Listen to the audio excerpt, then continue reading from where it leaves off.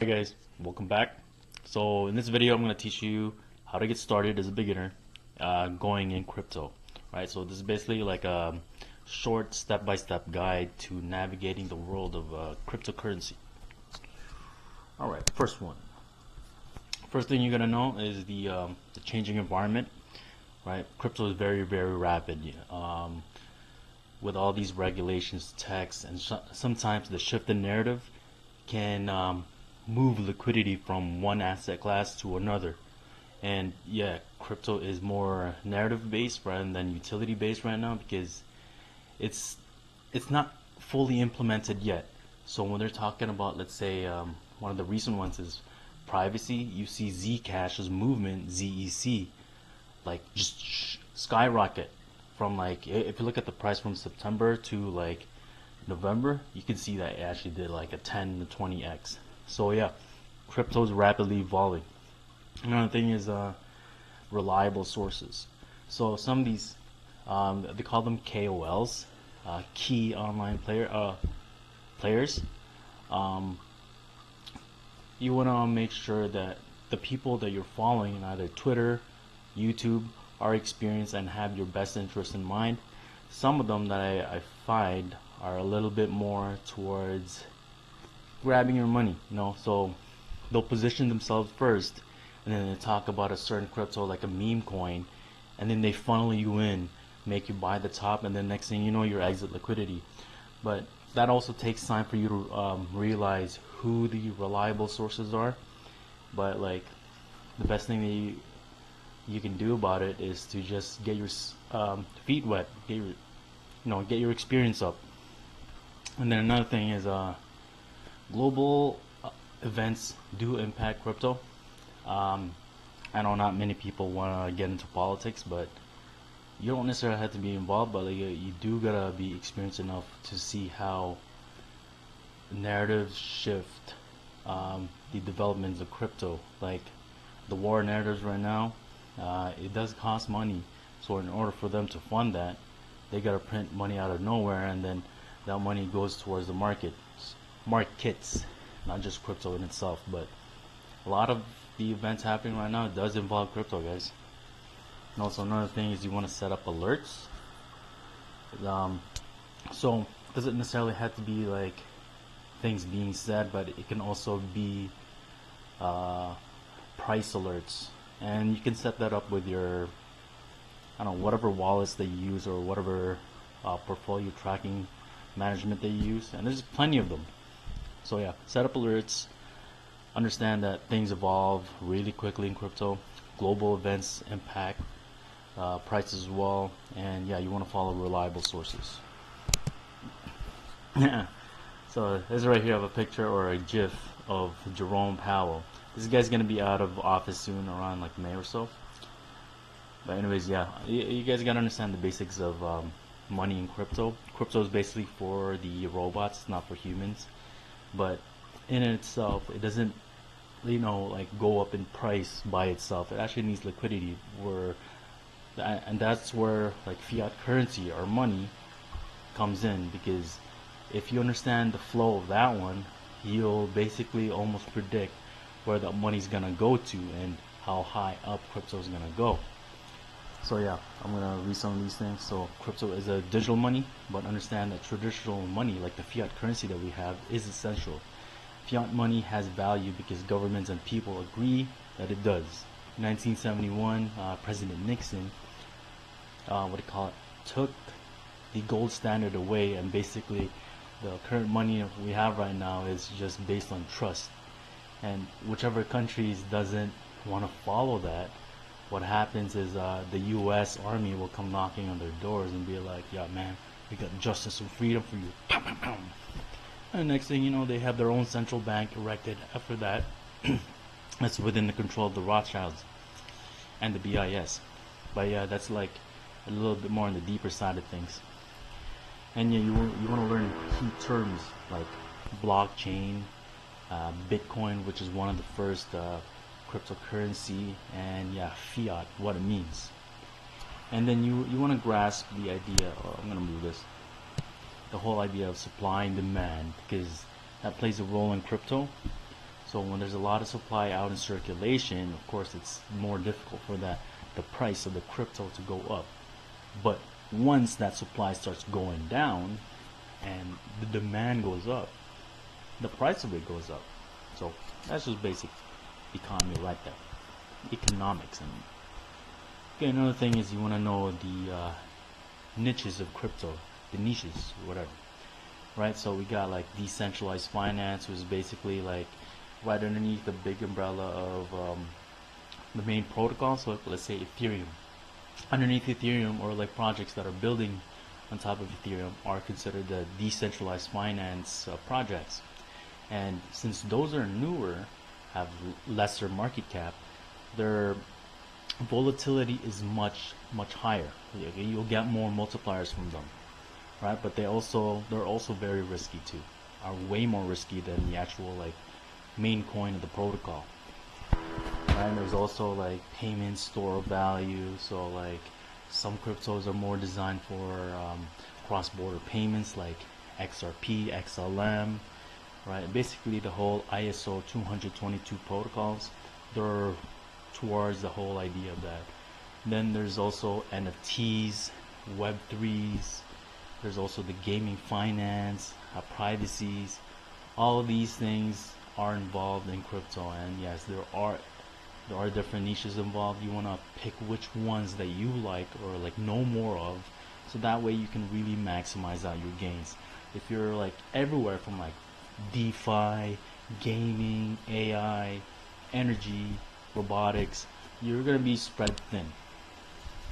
And then yeah, your what do you call it, the energy allocation for you is gonna be like way too thin, and then you're not gonna be able to pay attention on the big things that are happening in that one specific niche. All right. So another one is learn how to use tracking platforms.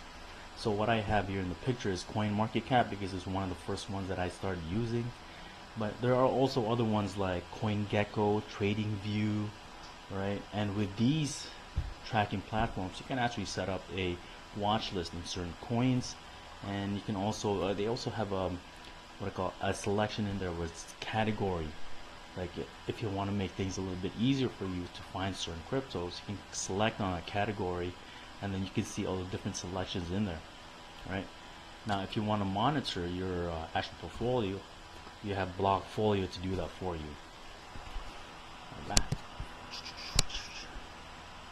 Right, so next thing is, once you understand all that, you gotta open up an account. Centralized account like Coinbase is one. Coinbase has actually a lot of good cryptos in there, right? And they've done their due diligence of picking out which one's a little bit more trustworthy. So yeah, you can use that to your own advantage, but understand that once a project is new, it doesn't start out in Coinbase. And I'll talk more about that in other videos. And yeah, centralized exchanges in itself has its own downfalls, because it's basically a bank. You move your money in there, they have custody of it. So what you want to do is download decentralized wallets like Phantom right over here with the Ghost, Purple Ghost, and MetaMask. You can buy from there now as well. That's a new thing actually, because before, when I first started, you couldn't buy anything directly from those decentralized wallets, but now they have fiat on-ramps, and I'm not sure about off-ramps because I don't try to off-ramp back into fiat as much, but I do know that you can buy directly from those wallets, and MetaMask and Phantom Wallet are some of the most famous ones, or widely used. And of course, you want to set up 2FA for extra security. So I use a Google Authenticator thing, so it gives you like a number like every single like 15-20 seconds or so. So you want to set that up so that way you have an extra layer of security. Alright, then you want to find a group of like-minded people. So you want to join communities like Reddit, maybe Discord groups, or Twitter. I find has a lot, and you find information there much quicker too. But then again, that takes time for you to realize who's the more trustworthy ones, because you can't just like jump into a group and be like, yeah, this is the end all be all, I'm gonna stick to this group. you'll find that through time there's going to be certain groups that resonate with you a little bit more, with how they talk, who the people are in there, and what they like, right? So yeah, that takes time. And yeah, sometimes you will have, you know, groups breaking up. That's fine, man. That's just life. But yeah, be aware of scams. And also another thing is, if you guys get into Telegram, just understand that once you say something in there and someone starts calling you or messaging you on the side, it's usually a scam. It's usually some sort of, we call them cheats, or yeah, scammers. They're trying to, like, you know, be friends with you, and the next thing you know, they're trying to send you a link for you to click on, and then, you know, you get fished. I've been fished before. Alright, so allocation strategies. So you want to decide how you want to spread your investment. If you're someone that's new and, you know, let's say you don't have that much disposable income, you only got, like, let's say a couple bills, like 200 to 300 or something, you don't want to be spreading yourself towards like 10 different investments, because you're not going to make much from that. It's hard to say. So what you want to do, if you have, let's say, like, okay, I'm just going to give you guys like an example. Let's say you have 300. You want to pick something that, I mean, like maybe 1 to 2 picks. That's it. And yeah, allocation wise, if you want a little bit more beginner friendly, then yes, allocate a big portion towards big caps like Bitcoin, Ethereum, because they're not as volatile. But if you want to take a little bit more risk, right, maybe allocate a little bit more towards the smaller caps, because those ones tend to be the one that gets you like a 20 to 50x, the 100x. I've experienced a 300x before, right, with gaming finance like Gala. But it's not always going to happen every single bull run. But of course, once you have more experience in the game like me, right, I tend to steer away from the big caps as much. But there is a game that you can play throughout the whole phase of the crypto market, I mean the bull cycle, where you allocate a lot of your money in Bitcoin first, because it's the one that gets the most liquidity in the beginning, and then the profits taken from that, it usually trickles down to like the smaller caps like Ethereum, Solana, XRP, and all those stuff. So yeah, you don't want to spread yourself too thin, especially if you have a small allocation. Once you have a bigger number, like you're in the thousands, then well, if you got more money to lose, you best bet do your own research. I mean, do like deep research, because otherwise you're gonna be losing a lot of money. And yes, you want to follow this risk rule. Only invest what you can afford to lose. People like me in the last bull run, with the crazy stuff that I did, yeah, I lost a lot of money towards the end, because I secured the profits first and then I started gambling. But yeah, you want to control your emotions. Alright, so exit strategies. You want to plan when to sell and lock in your profits, or cut your losses. Not all the things that you bet on all the time are going to win for you, but there are going to be some that will win. I mean, like, once this like bull run goes in like full bull run phase, almost everything goes up. But that's also a hidden danger, because people will think, oh yeah, my god, I'm so smart, this and that. Next thing they know, they don't lock in their profits by not selling. They just think, oh yeah, it's gonna stay here. No, man, people will always take profits, so I suggest you do as well. And one of the most basic ones you can do, let's say you put in $100 and then all of a sudden it doubles. Take in your initial investment and then let the rest ride, you know. But yeah, we don't exactly know when or how high up a crypto is gonna go. You can gauge where money's gonna go just based on the development, how the socials are, like what people are saying. But yeah, again, that takes time for you to understand what's going on. Best thing you can do is just be in it. Yeah, emotions can hurt, so stick to your original plan. Alright, so know different ways to secure your crypto. Hardware wallets like Ledger, Tangent. Another one is, oh my god, there's a lot of them. There's a lot of them. Just look them up. I may do a video on that. But yeah, hardware wallets, what basically they look like a USB stick. And all you gotta do is transfer your crypto in there, and nobody can touch it unless you connect it physically or like by Bluetooth connect it to a computer that's hacked, and you click on something fishy, and then that's how they may what do you call it, liquidate you. Or another thing is some people actually write the seed phrases of these wallets digitally, and if you've been keylogged before, then they're gonna know what you're typing, right? And yeah, you want to enable multi-factor authentication as well. As I use Google Authenticator code, and yeah, back up your seed phrases. This is basically a key to your wallet, just in case you lose the actual physical access to it, right? So you want to make sure you're writing that down on a piece of paper and not digitally.